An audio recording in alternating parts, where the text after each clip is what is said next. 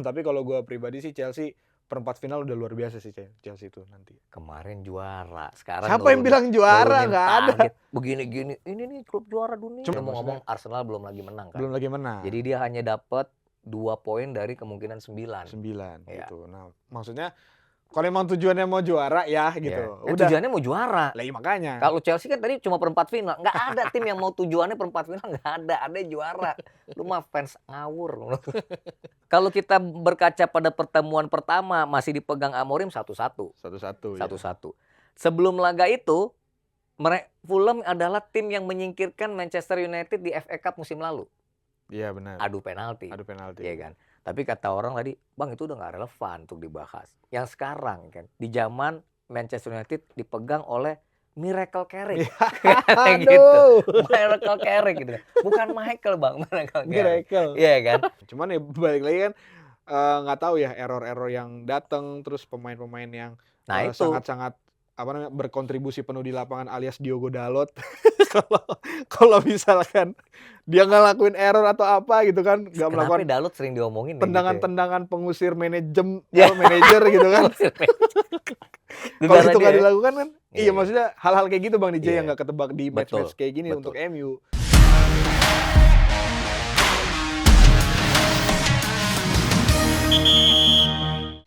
Selamat menikmati akhir pekan untuk para fans yang timnya lolos ke fase knockout tanpa playoff di Liga Champions yang sudah selesai di fase Liga di midweek kemarin. Dan bagaimana para tim-tim kalian yang akan bertanding di akhir pekan nanti atau yang akan bertanding di esok hari, itu akan menjadi pembahasan di halftime break kali ini. Dan masih bersama gue Dave Revli, kembali berdua bersama Bang DJ. Yeay! Gue tuh ngelihat lo ya, kalau Chelsea anginnya bagus, pasti langsung pakai deh jersey Chelsea. Tapi kalau Chelsea lagi nggak kelihatan gitu ya, bajunya ganti. Baju hitam berkabung. Emang segitunya ya? Apa terlalu apa gitu ya? Kayaknya enggak. Kan karena kita kan syuting, ya udah syuting kita hari Kamis nih. Ini kan kita kita Kamis ada acara gitu. Nanti di acara gue mau pakai baju ini, sekalian aja gitu. Ya? Kalau masih malam pagi-pagi udah pakai. Ya nggak apa-apa. Kalau makan kena kuah gimana? Enggak kan, ntar ganti lagi. Tapi selamat ya Chelsea. Iya, selamat lah untuk para tim-tim yang lolos ke 16 besar atau fase knockout dengan langsung ya, tanpa playoff. Langsung gitu. Ada 8 tim ya. 8 Arsenal, kemudian Bayern Munchen, Liverpool, Tottenham Hotspur, 5 tim Inggris. Ya kan? Manchester City. Sporting Lisbon. Sporting ya, iya. Ya kan? Agak Chelsea. Dramatis Sporting tadi malam juga. Iya, tapi yang dramatis tuh ini sebenarnya. Sekilas belum kita bahas ya. Highlight dulu Bang DJ. Benfica. Wah. Lagi-lagi Jose Mourinho ya. Lu tahu nggak, Dev? Itu Benfica lawannya Real Madrid. Sebelum kan kita tapping kan. Gue nggak ngerti deh nasib Jose Mourinho kan lawan Real Madrid. Tapi mereka bisa menang. Menang 3-2 itu nggak cukup buat ngelolosin mereka. Jadi waktu posisinya 3-2, mereka masih nomor 25. Tapi poinnya sama 24. Sama Marseille kan? Bener. Tapi begitu dapat gol injury time, 4-2, langsung posisi. Jadi gue ingat omongan dia waktu pertama kali pegang Benfica. Kan waktu dia pegang Benfica itu di Liga Champions fase Liga itu udah 2 kali main. 2 kali main benar. Terus laga ketiga dia kalah sama Chelsea. Sama Chelsea. Keempat kalah lagi. Jadi dia 4 kali beruntun tuh. Gue ingat banget tuh tim besar Benfica sama Ajax nggak menang. Tapi dia ngomong dalam konferensi pers, masih ada 4 pertandingan lagi. Gue butuh 3 kemenangan bisa lolos kok. Dikasih contoh tuh. Ada waktu gue lupa yang disebut klub mana yang dikasih contoh. Iya benar. Kejadian loh, di 4 pertandingan sisa dia menang 3 kali. Yang sekali kan sebelumnya kalah tuh di match week ke-7. Menang lah, lolos di nomor 24. 24 playoff dapat dia. Betul.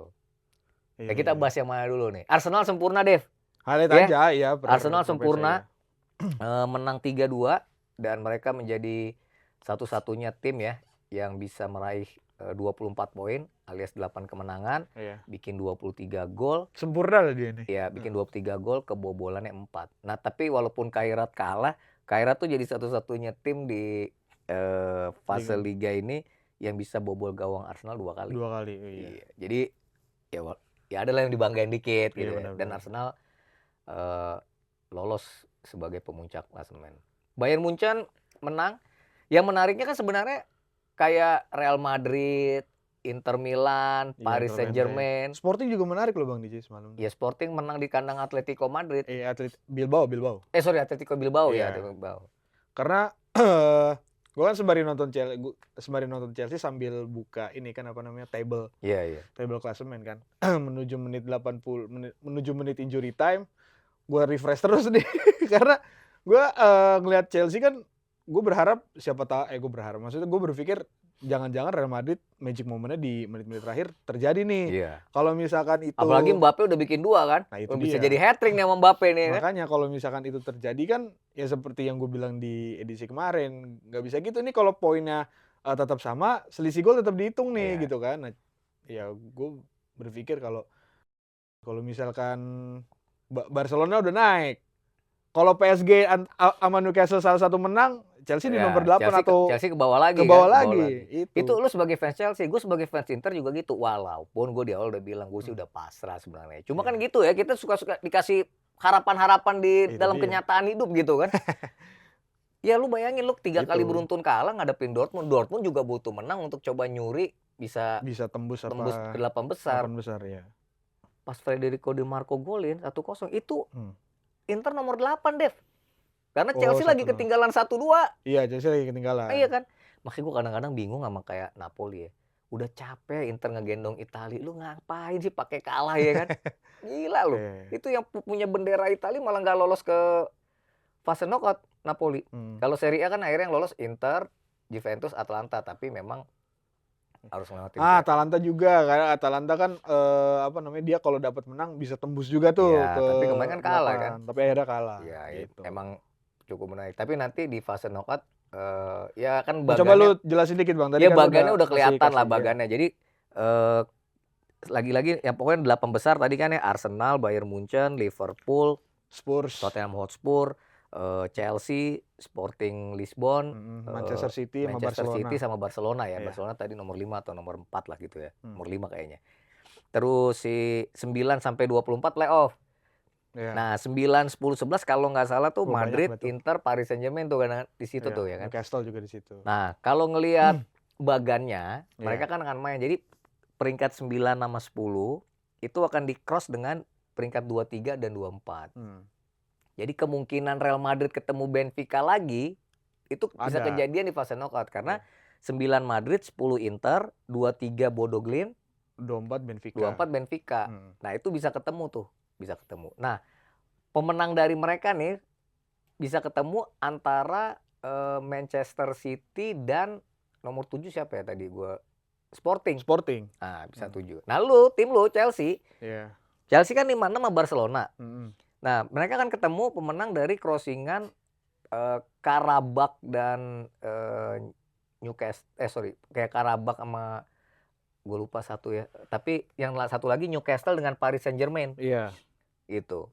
Jadi lu bisa ketemu seperti harapan lu ketemu Paris Saint-Germain lagi. Enggak ada yang ngarep ketemu. Ulangan final kan ini kan lu pakai baju ini nih. Ya ini kan udah menjadi bukti Bang DJ. Udah, tenang kan ketemu aja. Lagi kayak gitu. Tapi masih nanti lah fase knockout. Tapi yang jelas lebih rame karena gini Dev, sebenarnya lolos ke 16 besar tanpa playoff. Kelebihannya adalah waktu istirahat. Tapi begitu 16 besar, ya lu bisa ketemu tim-tim besar juga. Dan sebenarnya tapi kalau mau jadi juara kayak Paris Saint-Germain musim lalu, ya kan dia lewat playoff tuh Paris Saint-Germain. Ya harus hadapin semua dan ya harus siap. Itu sih kalau dari Liga Champions. Ya itu dari Liga Champions tentu sebenarnya nanti masih menunggu inilah Bang DJ drawingan untuk playoff terus juga resminya nanti. Resminya kan biar nanti ketahuan lah prediksinya nanti kesananya juga udah lebih enak gitu. Tapi kalau gue pribadi sih Chelsea perempat final udah luar biasa sih Chelsea itu nanti. Kemarin juara, sekarang siapa yang bilang juara? Nggak ada. Begini-gini, ini nih klub juara dunia. Cuman barangkali kalau Magic barangkali pasir, batu kerikil. Barangkali kalau Magic Moment 2021 ulang lagi bisa juara lagi ntar gitu. Lu seneng sejarah ya? Kayak dulu pelajaran kesukaan lu sejarah ya. Lu senengnya ngulang-ngulang. Kasihan sama Arsenal. Arsenal kalau sejarah lu pernah juara? Enggak sih. Belum sih gitu. Ya itu dari Liga Champions, Sobat Halftime Break Bang DJ. Sekarang kita pindah dulu ke Premier League pasti. Premier League, pekan ke-24. 24. Dengan kondisi Arsenal akan masukin pekan dengan posisi di atas dengan keunggulan 4 poin dari Manchester City dan Aston Villa. Aston Villa benar. Ya. Sementara di bawah itu ada King Manchester United masih berlaku loh Bang DJ di selama minggu ini, jangan gitu loh. Apa? Ya itu julukan Kingnya untuk Terserah lo mau itu. Kang King Kong apa terserah ya. Tapi sampai memang, nanti pada ketemu sama iya. Fulham nanti gitu. Tapi Dan yang jelas Arsenal kayaknya main di hari pertama ya, di Sabtu match ya. pembuka. Iya kan? Iya, karena gue mau match pembuka dulu nih, Leeds ketemu Arsenal Bang DJ. Iya. Kan ya dia harusnya Bang DJ. Dia tuh 4 match ya kalau gue nggak salah, terakhir tuh apa 3 match gitu. 3 nggak sejak menang. sama Liverpool, Oh iya, seri 3 match kan. 0-0, terus sama Nottingham Forest 0-0, kemudian kalah 2-3 sama Manchester United. Iya, Lu mau maksudnya ngomong Arsenal belum lagi menang kan? belum lagi menang. Jadi dia hanya dapat 2 poin dari kemungkinan 9. 9 Iya. gitu. Nah, maksudnya kalau emang tujuannya mau juara ya gitu. Iya. Udah. Tujuannya mau juara. Lah iya makanya. Kalau Chelsea kan tadi cuma perempat final. Nggak ada tim yang mau tujuannya perempat final, nggak ada. Ada juara. Lu mah fans ngawur. Oke, Arsenal mau juara. Ya, Dia harus menang. dia harus menang. Sebenarnya harus semaksimal mungkin memanfaatkan semua peluang. Enggak, emang harus menang udah Ya gitu. udah, lawan Leeds Gitu. United. Iya. Ya. Gimana Bang Nija yang lainnya? Satu ya Dev ya. Kita mulai dari tadi yang lu bilang bahwa Arsenal udah 3 pertandingan terakhir di Premier League nggak menang. Iya. Tapi sebenarnya di kompetisi yang lain tuh dia luar biasa. Luar biasa. Mulai dari Carabao Cup yang menang dari Dia udah tinggal Chelsea, selangkah lagi ya lah itu. kan, di FA Cup dia menang dari Portsmouth, kemudian di Liga Champions dia menang lawan Inter Milan dan kemarin lawan Kairat. Nah pertanyaannya kok lu udah lama nggak menang. Nah kalau gue ngelihat satu figur yang menurut gue bisa menjadi pembeda dalam laga menghadapi Leeds United itu Victor Gyökeres. Buat gue. Kenapa? Gue punya, menarik nih. Gini, kalau lo lihat Gyökeres ini kemarin waktu ngelawan Kairat dia bikin gol. Waduh, iya. Ya, Okay. lawan Inter Milan bikin gol. Dan dia punya momen dengan Leeds United. Gol pertama dia di Premier League. Oh iya, waktu itu lawan Di Leeds pekan kan. kedua itu Leeds United dan dia bikin brace. Hmm. Dan sebenarnya buat Gyökeres ini tantangan. Karena dengan kembali fitnya Gabriel Jesus, Oh, oke. persaingan di lini depan itu, walaupun kalau Arteta akan bilang itu sebagai bagian dari rotasi lah, Iya. ya kan, Iya. bagian dari refreshment. Tapi Gyökeres harus bisa menampilkan tajinya bahwa lu pemain yang seharga ini loh yang dibawa waktu itu dari Sporting. Benar. Dan sebenarnya momen sangat dibutuhkannya ini dengan 15 pertandingan ke depan di mana Arsenal jelas tujuannya adalah jadi juara Premier League. Gol-golnya dia itu sangat diperlukan. Walaupun sekali lagi ya, semua pemain Arsenal dalam konteks apapun hari ini lu mau sebut siapapun namanya bisa bikin gol semua. Bisa. Mau sampai kalah Fiori juga bisa bikin gol. Gabriel Magalhaes juga bisa bikin gol. Cuma David Raya aja barangkali karena dia nggak ke depan bikin gol. Jadi gue melihat Gyökeres ini bisa menjadi pembeda Dev untuk laga nanti. Kalau buat gue. Iya. Nah, cuma memang Leeds United juga nggak sembarangan segampang itu. Satu, Leeds sebagai salah satu tim promosi, dia kan di tengah nih kalau ngeliat prestasi ya. Yeah. Kalau ngelihat Burnley kan agak terseok di bawah. Sunderland lumayan agak di tengah. Leeds ini kan berusaha untuk jangan jadi kayak yoyo. Kemarin naik, sekarang turun, naik turun kan. Yang terakhir kan begitu waktu dia lolos lagi ke Premier League. Dan sebenarnya kalau ngelihat bagaimana cara Leeds main ketika menghadapi tim-tim besar, itu nggak jelek-jelek amat kok. Iya, mereka memberikan perlawanan. Ngadepin Liverpool 2 kali, seri. 3-3 sama 1-1. Nah memang waktu yang pertama dia dipermak sama Arsenal 5-0 tuh Dev, kalau lu masih ingat tuh waktu pekan kedua. Ingat. Tapi main di Ellen Road, harusnya Leeds udah belajar banyak. Dan kalau ngelihat berapa pertandingan terakhir Leeds United, sebenarnya mereka juga cukup tampil baik. Apalagi kalau Dominic Calvert-Lewin lagi on fire. Lagi selalu tepat aja menempatkan posisinya untuk bisa bikin gol. Itu kan kalau nggak salah terakhir Leeds kalah tuh 2-3 gol sama Bournemouth. 4-3 sama Newcastle. Oh sama Newcastle kan. Laganya rame tuh. Rame itu. Jadi ini juga bisa menyulitkan. Artinya Arsenal yang diunggulkan pun menurut gue nggak akan gampang menghadapi Leeds. Itu dia. Nah, yang khawatirnya adalah sekali lagi walaupun pernah kan dalam beberapa kali poin selisih 2, tinggal selisih 2, selisih 4. Mental Arsenal sebenarnya udah teruji. Ini masih 4 loh. Masih 4 poin, lu masih under control. Kalau lu pun kalah besok lawan Leeds, masih leading. Minimal 1 poin. Tapi bagaimana Arteta bisa memaksimalkan para pemainnya. Kalau kemarin ngelihat menghadapi Kairat kan udah terjadi tuh yang namanya rotasi kan. Ada beberapa pemain yang di saat. Bahkan pemain nomor 2 kayaknya turun semua. David Raya aja tidak main. ya kan? Kepa yang main. Ya, tapi menurut gua Arteta punyalah amunisi untuk bisa meraih poin sempurna dari kandang Leeds United. Ya kalau dari gue sih Arsenal PR-nya udah tinggal bagaimana dia bisa membongkar atau mengcrack ini ya apa namanya lini belakang yang dalam ya sih kalau menurut gue Bang DJ, karena emang match belakangan kan yang dia nggak bisa lakukan kan itu loh Bang DJ, terutama di Premier League ya. Konteks gue di Premier League itu lawan Liverpool, terus juga yang seri lawan Nottingham Forest juga kan ya dia bisa bikin peluang, cuman ya mungkin agak sedikit gak beruntung atau nggak efektif lah gitu. Cuman ya balik lagi untuk bisa membuahkan hasil gol dan efektif dan ya even menang sempurna gitu ya. Salah satu peluru atau senjatanya ya bisa mengcrack lini belakang yang dalam dari lawan Bang DJ, karena mungkin gue nggak tahu ya Leeds akan menerapkan permainan yang seperti apa nanti ketika ketemu Arsenal, karena kan pendekatan Leeds ya gue perlu gue akui Bang DJ, dia sejak ketemu sama ya setelah mengalahkan Chelsea lah, itu gue akuin lah, sampai sekarang Chelsea kalah nama Leeds ya? Iya terus aja 2-1 ya? Iya kan bisa sih karena ya karena itu Bang DJ, sejak dari situ gue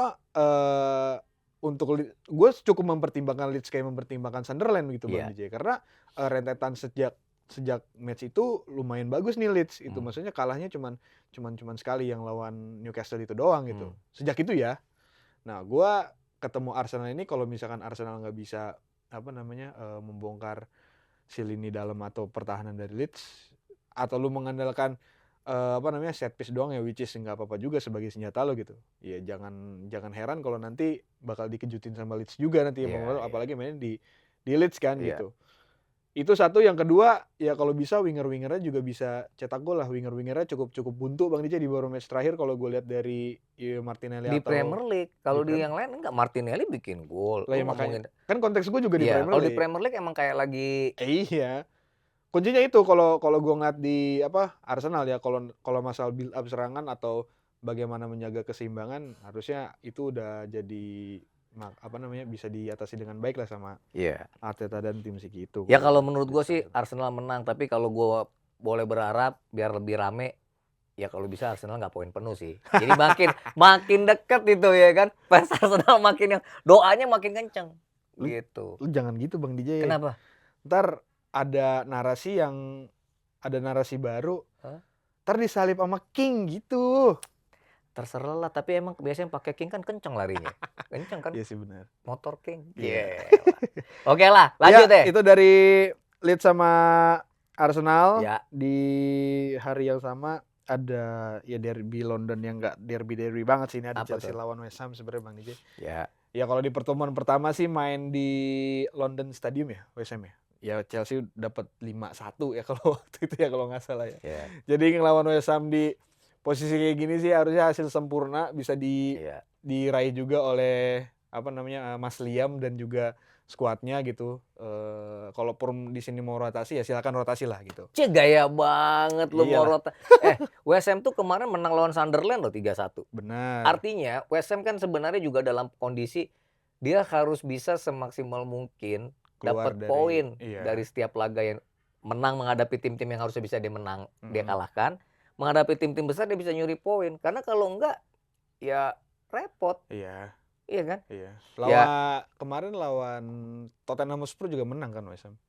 Menang apa seri gitu ya kemarin tuh. Ya itulah pokoknya. Ya artinya walaupun Chelsea juga kan sebenarnya moralnya lagi naik. Itu dia. Waktu di pekan lalu di Premier League kan dia menang. Jadi nyalip Liverpool nomor 5. Di Liga Champions bisa menang di kandang Napoli, lolos ke 16 besar tanpa harus lewat playoff. Jadi sebenarnya Kukureal dan kawan-kawan tuh sebenarnya lebih punya secara psikologis lebih tenang, tanda kutip, udah biasa dan bisa menang gitu. Tapi masalahnya West Ham lepas ini derby gitu ya. West Ham juga dalam kondisi yang perlu banget poin itu. Iya kan? Esensi manusia kan bertahan, Dev. Iya kan? Jadi dia bagaimana bertahan dan keluar dari semua himpitan kesulitan gitu loh. Nah ini bisa terjadi. Iya kan? Ya kalau lagi jelek aja ntar kalah juga. Tapi biasanya kalau lo habis pakai baju ini nih, lo boleh lihat di episode sebelumnya, Chelsea nggak poin sempurna. di Premier League. Ya nanti lo lihat lagi aja. Ya udah. Kita lihat. Aduh, muncat lagi. Hobi banget lo muncat kalau ngomong Chelsea. Kalau nanti ketemunya Arsenal mungkin iya gue akan bisa menerima itu. Tapi kalau yang di Carabao Cup. Iya. Lu kemarin kamu pede nih masih astaga. Ini lu kan lu inkonsistensi, Dev. Lu kejedot apa sih? Kemarin pede banget kayaknya. Enggak tahu kalau lawan West Ham. Iya, kalau Chelsea diunggulkan. Diunggulkan, ya. iya. Liam ya mungkin dia punya ini, tapi ini derby pertama Chelsea bersama Liam. Enggak kan kemarin Crystal Palace udah. Oh iya, sama Crystal Palace ya. Berarti udah biasa lah ya. Iya, maksudnya di bawah Liam Rowe senior Gak usah nanti Bang DJ semalam aja gue udah ini seri aja udah untung nih Chelsea lawan Napoli nih. Ternyata gue nggak tahu instruksi apa yang dikasih sama Rossoneri, ternyata skuadnya masih bisa menghandle pressure itu gitu, dan gue yakin lawan West Ham ya bisa diatasi dengan baik lah gitu. Udah semacam itu poin gue udah cukup lah ngelihat. Jadi Chelsea memang kalau sebenarnya kalau dalam konteks dia harus mengejar keempat besar, ya kan? Ya Chelsea harusnya menang juga sama West Ham. West Ham nomor 19 ya? 18 ya? Di bawah lah gue. 18 ya, di atas Burnley, di bawah Nottingham kalau nggak salah. Makanya kalau mau rotasi lah nggak apa-apa di match kali ini gitu. Tapi Garnacho jangan lupa tuh, Garnacho tuh lagi oke juga mainnya. Ya. Oke, itu untuk Chelsea. Nextnya ini match sebenarnya di atas kertas Bang DJ, ini match yang. Lu seneng banget ngomong di atas kertas ya? Di data kita nggak ada kertas loh, di atas kertas mulu. Siapa sih? Yang nggak di secara secara data atau secara statistik, secara nama. Ini match yang berdasarkan 5 pertemuan terakhir ini cukup ini Bang DJ, cukup menarik Bang DJ. Ini ada Liverpool sama Newcastle. Ya. Kalau nggak salah Liverpool Newcastle dan beberapa pertandingan terakhir itu selalu hujan gol. Iya kan? Iya. Kalau di kita kan musim hujan, ya itu hujan gol ya. Iya. Kalau nggak salah di pertemuan pertama 4-3 ya. Pertemuan 4-2.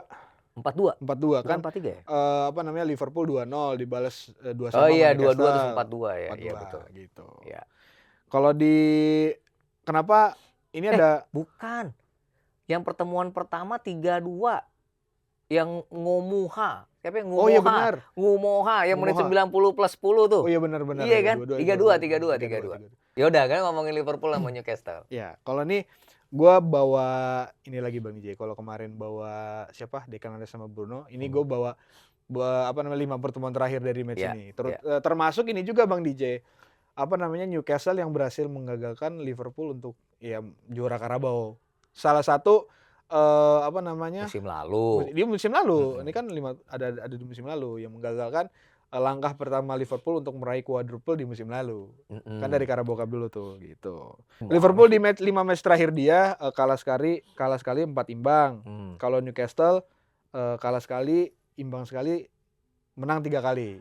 Tapi 5 pertemuan terakhir Liverpool sama Newcastle, ini sembari teman-teman bisa lihat nanti di layar. Di 5 pertemuan terakhir mereka, Liverpool menang 3 kali, imbang sekali, kalah sekali. Begitu sebaliknya. Newcastle cuma menang sekali, kalah berapa? 3 kali, imbang sekali. Tapi laganya rame. Laganya rame dan hujan gol, gitu. Banyak gol. Nah kalau lu ngeliat di match nanti, akan seperti apa match-nya Bang DJ? Ya gini. Karena dua tim kembali dari Liga Champions dengan hasil yang mereka dapat. Betul. Gitu. Jadi Liverpool Newcastle ini menjadi satu dari 2 pertandingan yang melibatkan tim-tim yang main di Liga Champions tengah pekan kemarin. Selain Liverpool Newcastle, ada nanti City dengan Spurs. Nah, tadi kan lu udah bilang statistiknya ya. Sebenarnya kalau dari 5 pertemuan terakhir mereka, Liverpool lebih dikdaya. Tapi kemenangan Liverpool, kalau kita ngeliatin skornya, itu juga tidak yang menang telak dan selalu dihiasi dengan banyaknya gol yang tercipta. Kalau kita melihat ke pertemuan pertama sempat mengunggul 2-0, kemudian seri 2-2, baru pemain muda siapa tadi Ngomuha yang bisa bikin gol. Nah, itu sebenarnya sudah, tapi itu kan awal musim ya. Itu kan yang Liverpool menang 5 kali beruntun. Masih semangat, iya. Tapi kita kan udah bisa ngelihat itu kok menangnya last minute, menang gitu kan. Nah, Dev, kalau gue ngeliat gini, motivasi Liverpool yang tadi lo bilang juga dalam 5 pertandingan terakhir di Premier League, ya mereka butuh bisa menang. Posisi mereka sekarang nomor 6. Disalip oleh Manchester United dan Chelsea. Ketertinggalan poin, gue yakin lah fans Liverpool mungkin gak akan mikirin Aston Villa, Manchester City, apalagi Arsenal yang udah agak jauh kan. Mungkin fokus mereka nanti barangkali adalah FA Cup sama Liga Champions yang udah lolos langsung ya kan. Tapi di Premier League ya lu juga nggak bisa main-main karena sebenarnya semua posisinya bisa cair. Kalau lu menang dengan hasil-hasil Manchester United, Chelsea nggak poin sempurna, lu bisa naik lagi. Tapi sebenarnya bukan di situ. Sebenarnya yang lebih penting buat Arne Slot adalah bagaimana para pemainnya tetap ajak kakinya di Premier League. Dan harusnya itu bisa. Newcastle iya menyulitkan, tapi bukan tidak bisa dikalahkan oleh Liverpool. Karena faktanya juga pertemuan mereka selalu bisa untuk balas-balasan gol lah. Balas-balasan gol. Nah, bagaimana strateginya Arne Slot itu yang penting. Kalau kita ngelihat lagi on fire, Dominic Szoboszlai kan juga lagi lumayan.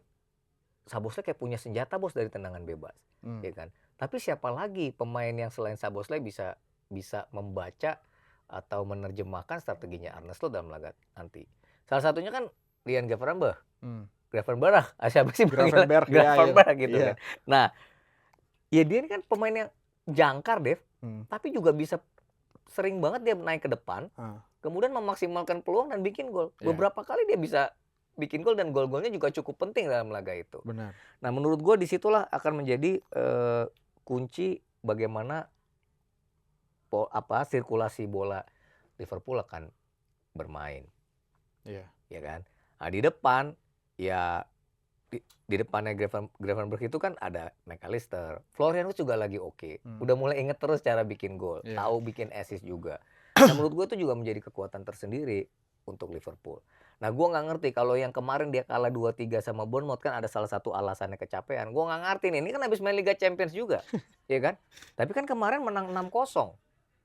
Agak janggal jadi alasannya ya. Agak janggal kalau dia bilang besok kecapean, ya kan? Lu bayangin lo dalam 2 pertandingan terakhir Liga Champions lu bisa bikin 9 gol.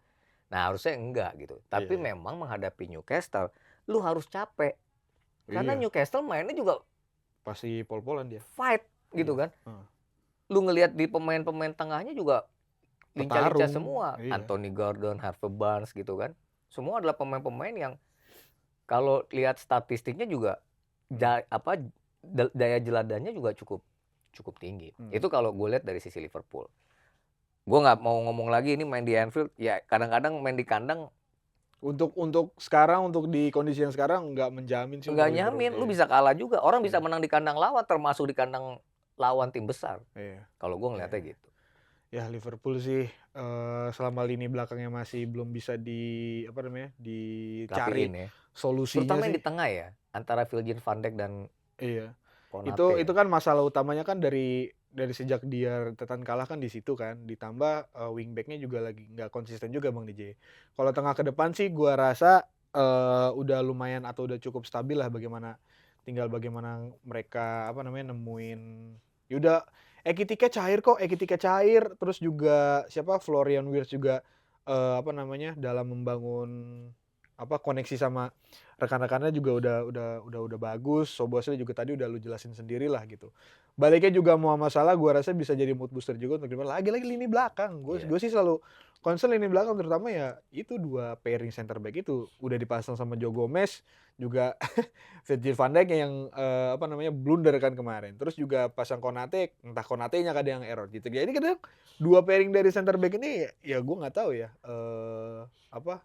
ya harus ada solusi lah untuk itu lah. Kalau selama solusinya belum ditemuin ya udah itu ini bisa dan jadi lini belakang tuh harus hati-hati karena jujur ya pemain Newcastle juga punya kecerdikan tersendiri. Ada Joelinton juga, belum lagi Sandro Tonali yang kadang-kadang bisa penetrasi ke dalam gitu kan. Ya itu akan menjadi titik berbahaya sendiri buat Liverpool. Itu dia sih ya, selama lini belakang yang belum ada solusi ya lu harus cetak gol sebanyak-banyaknya gitu. Dan Liverpool sebenarnya bisa kok melakukan hal itu gitu loh Bang DJ. Jadi itu yang harus dilakukan sama Liverpool lah di match nanti lawan Newcastle. Oke, gue mau lanjut lagi Bang DJ. Ini ke match yang ditunggu-tunggu. Capek. Oleh para fansnya, oleh para kalangan penonton sepak bola. Manchester United Manchester United lawan Fulham. Kemarin sudah membuktikan di 2 match atau di 2 laga besar. Laga berat, laga besar ngelawan 2 pemuncak klasemen bisa 6 poin. Bisa 6 poin, bisa sempurna, tapi banyak yang bilang juga ujiannya di sini. Ujiannya di sini, ngadepin Fulham. Kita ngomong hari Kamis. Biasanya kalau malam Jumat ada uji nyali. Uji nyali. Cuma siapa yang uji nyali gua nggak ngerti. Tapi gini, Dev, sebenarnya kalau ngelihat Manchester United yang sekarang, Iya. ya sekali lagi gairahnya kan lain. Dengan ada di posisi keempat, sebenarnya jangankan fansnya, para pemain juga sudah mendapati kepercayaan diri mereka bahwa kita bisa loh guys, kita ada di sini. Ya memang kita masih berjarak lumayan dengan Aston Villa dan Manchester City. Tapi kalau tetap fokus laga demi laga bisa meraih kemenangan, ya kan insya Allah, ya kan bisa naik lagi ke 3 besar. Memang Fulham ini gampang-gampang susah, Dev. Iya sih bener. Gampang-gampang susah. Nggak ketebak, gampang-gampangnya kapan susahnya nggak ketebak emang. Betul.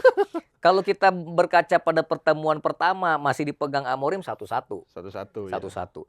Sebelum laga itu, Fulham adalah tim yang menyingkirkan Manchester United di FA Cup musim lalu. Iya benar. Adu penalti. Iya kan. Tapi kata orang tadi, Bang itu udah nggak relevan untuk dibahas. Yang sekarang kan di zaman Manchester United dipegang oleh Miracle Carrick. Gitu. Miracle Carrick gitu. Bukan Michael, Bang, Miracle Carrick. Iya kan? Tapi ya makanya gue bilang, ini atmosfer pemain gitu. Lu nggak ada kayak Liverpool kecapean, lu nggak main tengah pekan ya kan? Istirahat full tuh. Iya, cuma mantau aja, ngetawain siapa gitu, tim mana gitu kan. Jadi menurut gue nggak ada isu itu. Pertanyaan pertama, Michael Carrick akan mempertahankan the winning team yang 2 pertandingan itu apa enggak? Oh iya. Dengan komposisi Bryan Mbeumo dan si Dorgu. Iya kan? Sayangnya Dorgu cedera Bang DJ. Nah, hamstring berarti tuh. kan dia akan pasang satu pemain itu kan? Kalau makan harus dia apa? Dikunyah kan gitu. Apakah Cunha akan main jadi starter?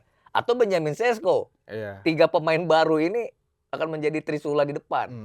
Nah itu yang akan menjadi catatan dan laga nanti. Kalau lu mandangnya gimana?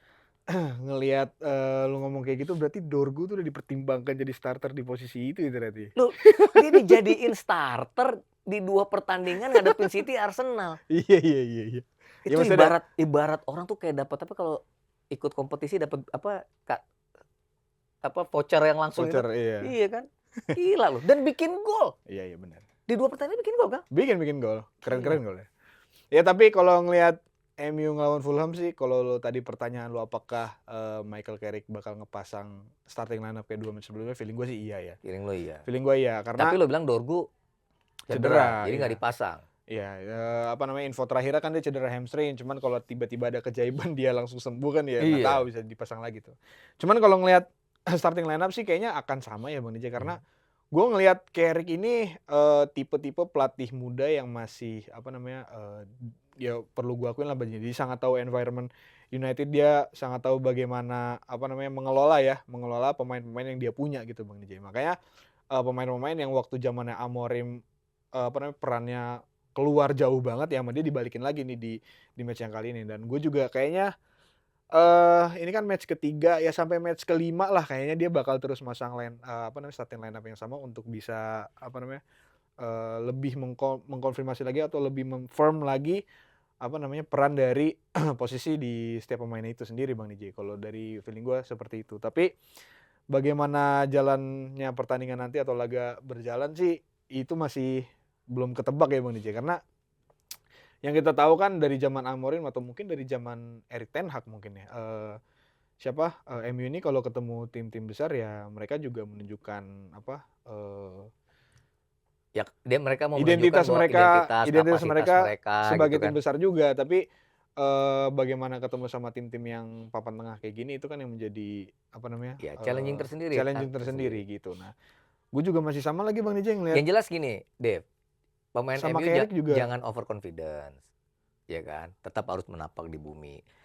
2 kemenangan menghadapi 2 pemuncak klasemen itu menjadi vitamin ekstra, suntikan moral. Itu betul. Tapi ngadepin Fulham, ya itu tadi, kadang-kadang bisa tergelincir. Lu butuh konsentrasi. Tapi bersyukurnya gini, Dev. Menghadapi City digempur segala macam, MU bisa membuat City frustasi karena nggak ada yang masuk ke kotak penalti waktu lawan City itu, iya ya kan? Ngadapin Arsenal, lu kebobolan duluan. Tapi mental lu bangkit ya, kan?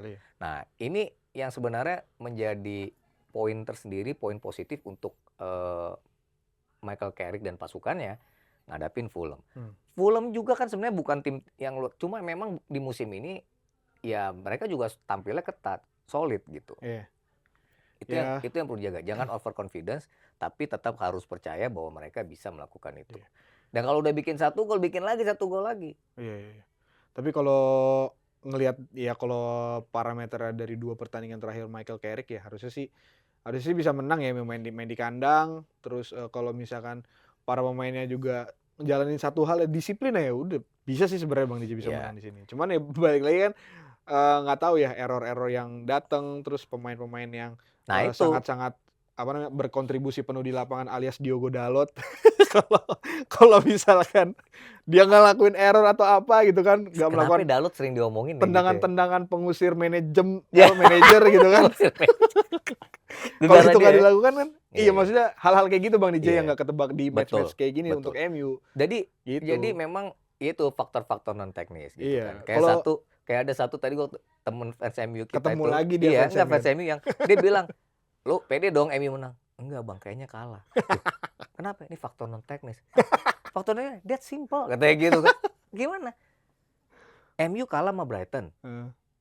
Brighton kalah sama Fulham. Ya berarti MU kalah sama Fulham Bang. Orang Brighton aja kalah, Pak. Apa Fulham gitu. Ini ada fans MU aneh gue bilang kayak gitu. Kebanyakan nonton yang lain. That simple katanya kayak gitu. Ya cuman ya itu kalau lihat dari MU ya satu hal kalau bisa dijalanin disiplin aja gitu kan, peran-perannya udah jelas nih. Kemarin terus juga pemainnya juga udah bisa ngejalanin perannya, ya bisa lihat sendiri dari hasilnya kan bagus gitu. Ya asal disiplinnya nggak membelot sih ya harusnya bisa. Tapi MU tuh paling enak Dev. MU-nya Michael Carrick, ya kan? Dia hanya fokus di Premier League, hanya fokus ke 15 pertandingan sisa, ya kan? Dan harusnya kalau semuanya bisa satu hati, ya gue nggak akan bilang 15-15 dia menang gitu loh. Cuma ya MU kan kingnya itu bisa lah, ditempelin dikit lah. Tapi kalau juara kayaknya enggak lah. Hah? Emang bisa juara MU musim ini? Secara statistik matematikanya sih masih. Tapi kalau kata Jerome Pauline potensinya peluangnya persentasenya dong, iya kan? Iya. Secara itu kan masih bisa. Menarik juga kalau MU menang. Lah iya makanya. Secara itu kan masih bisa, cuman ya tadi persentasenya gitu. 15 pertandingan loh. Iya. Kalau lo bisa ngitung 11 kali 11 benar sih ya udah benar, bisa jadi bisa benar. Iya. Ya itu dari Manchester United sama Fulham lah gitu, match yang ditunggu-tunggu oleh para penonton setia sepak bola di dunia. Dan ini ada satu, sebenarnya ini di atas kertas big match Bang DJ. Di atas kertas karena dua tim besar. Dua tim yang lolos ke Liga Champions. Yang kemarin di Liga Champions juga sama-sama bagus lah hasil. Tidak harus melewati fase knockout ya kan. City akhirnya nomor 8, Spurs nomor 5 atau 4 ya gue. Spurs nomor 4. Iya. Ya, Dev, gini deh. Yang jelas kalau kita ngomongin Spurs sama City itu agak aneh kalau mainnya di Etihad. Karena dalam beberapa musim terakhir Etihad itu menjadi lumbung poinnya Spurs ya kan? Iya. Tapi kalau mainnya di Tottenham Hotspur Stadium belum tentu. Nah, kalau premis yang pernah lo sampaikan bahwa Spurs itu lebih concern di satu kompetisi, ya harusnya sih Manchester City menang. Apalagi ditambah City harus menjaga momentum untuk terus menang agar mereka punya peluang lebih besar, dengan harapan juga Arsenal tergelincir bisa ngintip ke atas. Nah yang sebenarnya menjadi PR buat Pep Guardiola adalah ya pemain-pemainnya itu bisa nggak bermain tetap apik, tetap kreatif menghadapi Spurs dalam laga di pekan ke-24 ini. Iya. Itu sih. Iya sih, gue kalau ngelihat Spurs, kalaupun misalkan dia mau meraih poin kayaknya nggak di match ini sih kalau feeling gue Bang DJ. Iya ini agak aneh ya Thomas Frank ya. Maksud gue gini, kemarin dia menang 2-0 lawan Eintracht Frankfurt. Oke lah, Eintracht Frankfurt emang udah nggak punya peluang. Iya kan? Mungkin juga. Tapi kan Spurs kemarin harus menang untuk bisa tetap ada di 8 besar. Dan itu terbukti bisa. Walaupun nggak gampang. Nah menghadapi City ya juga nggak ada salahnya, mereka juga punya. Ya mereka kan sebenarnya kalau di poin di Liga kan ya agak jauh lah dengan nomor 18, 19, 20 gitu. Dan kemenangan itu juga bisa berdampak mereka masuk lagi ke 10 besar. Karena kan poinnya agak tipis-tipis ya. Hmm. Ya cuma gimana cara menangnya itu yang gue nggak ngerti Nah, kalau itu dari dia. Thomas Frank. Bagaimana Gue dia sempat menata. terkejut loh Spurs. Wah, Spurs nomor 4 nih. Wah, di Champions League loh. Gila. Nomor 4 lu bagus loh itu Iya, untuk Spurs. Tapi ya itu kalau ngeliat di Premier League kayak gitu ya itulah muncullah statement dari gue yang kayak gitu. Makanya kalau misalkan Spurs mau nyari poin kayaknya sih nggak di match ini. Udah sih gitu aja. Ya Kayaknya City menang juga Erling di Haaland lah ya gue berharap match nanti. bisa bikin gol juga lah Iya. ya. Udah lama juga di Premier League dia nggak bikin Nggak gol. Tapi bikin dan gol. sebenarnya pemain City punya kapasitas itu, Ryan Cherky, Jeremy Doku, termasuk Tijani Reinders gitu kan. Ya itu sebenarnya bisa lah untuk membuat lini tengah dan belakang Spurs tuh bekerja keras untuk bisa ini. Itu kalau di Premier League laga-laganya di situ ya. Iya. Kalau ngomongin Serie A, Dev, ya Inter akan ketemu Cremonese, Dev. Ya. Dan harusnya bisa menang. Sementara tim sekota, nah itu menghadapi Bologna. Ini Bologna juga sengit pertandingannya. Gue nggak tahu Napoli setelah mereka tersingkir dari Liga Champions, apakah Antonio Conte akan fokus ngejar di Serie A. Domestiknya masih ada nggak sih Serie A? Coppa Italia Coppa masih Italia. ada kalau nggak salah Coppa Italia. Tapi kalau nggak salah Napoli tuh ketemu perempat final besok dia ketemu Lazio atau Como ya, gue lupa, pokoknya ketemu di situ. Ya ini juga penting karena posisi Napoli kan sekarang nomor 4 ya, sama Roma kesalip selisih gol kalau nggak salah, sama head to head kayaknya. Jadi ya penting rasanya buat Conte menjaga dan memupuk kembali psikologis para pemainnya. Itu sih kalau dari Serie A. Kalau di Bundesliga La Liga ya persaingan Barcelona sama Madrid ya. Yang gue salut sih Kylian Mbappe ya, Dev. Mungkin kapan-kapan kita bisa ngobrol lama. Ini pemain di Liga Champions juga jadi top skor sekarang 13 gol. Iya. Di La Liga juga dia apa sih kalau julukan buat pencetak gol itu El Pichichi ya. Enggak tahu. Ya, kalau Enggak tahu. Jadi di La Liga jadi dia juga salah satu striker tersubur dan ini sangat penting karena momentum menuju Piala Dunia. Iya. Itu sih. Ya cuman nanti Madrid akan derby Madrid ya lawan Rayo Vallecano. Derby satu kota. Jadi cukup seru di La Liga juga. Tapi yang jadi sorotan utama ya itu kita lihat. Iya Premier League ya moga-moga sih. Kalau ngelihat klasemen yang bisa geser tuh cuma City sama Aston Villa. Gue nggak tahu Aston Villa ketemu siapa tadi. Arsenal apapun hasilnya tetap di atas. Yeah. Tapi kalau Arsenal tergelincir, Manchester City dan Aston Villa bisa memanfaatkan pekan ke-24 dengan kemenangan, poinnya makin dikejar lah ya. Dan yang paling ditunggu, mampukah Michael Carrick ya kan meraih 3 kemenangan. Karena kalau waktu dia jadi caretaker yang di tahun 2021, 3 kali dia pegang itu menang 2 kali, seri sekali. Jadi kalau dia bisa menang 3 kali beruntun, kita akan beri.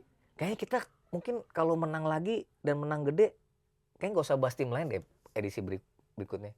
Bahas itu aja satu. Bahas MU aja. Iya. Iya kan? Yang tadi kita pikirin lah. Sekarang kita makan siang dulu Bang DJ. Kalau gitu, thank you Sobat Halftime Break udah nonton edisi kali ini. Kalau makan harus di apa? Harus dikunyah. Harus dikunyah. Iya. Kalau makan harus dikunyah sambil baca Harian Kompas atau Kompas ID. Betul. Benar, ya. Kita ketemu lagi di Halftime Break edisi berikutnya. Thank you guys. Bye-bye.